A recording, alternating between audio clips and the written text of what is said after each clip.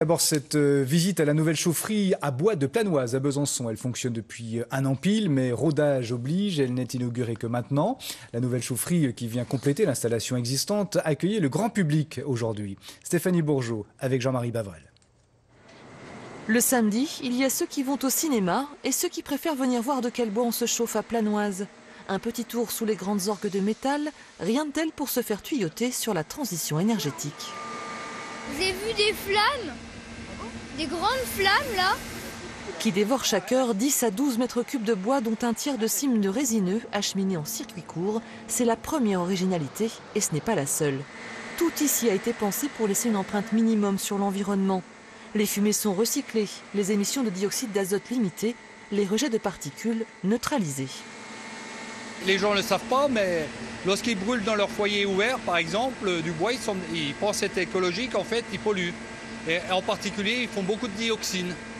Alors que là, dans des foyers comme ça, tout est contrôlé, la combustion, les poussières, les émissions sont contrôlées en continu.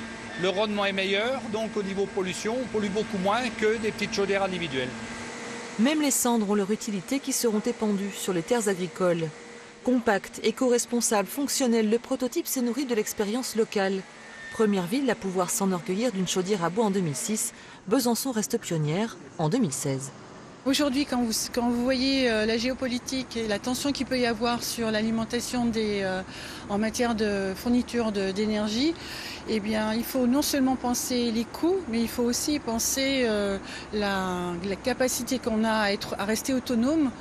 Coût hors taxe de l'équipement, 17 millions d'euros pour compléter l'offre énergétique du quartier et chauffer quelques 9000 logements et une soixantaine de bâtiments, dont la piscine et l'hôpital. Une utilité comme ça sera heureuse et positive pendant des années, des années, des années. Ça coûte peut-être cher, mais ça sera amorti avec tout le bien que ça fera. Un petit pas de plus dans le sens de la COP 21, sans augmentation d'impôts, nous assure-t-on chaleureusement. Dans l'actualité, c'est la journée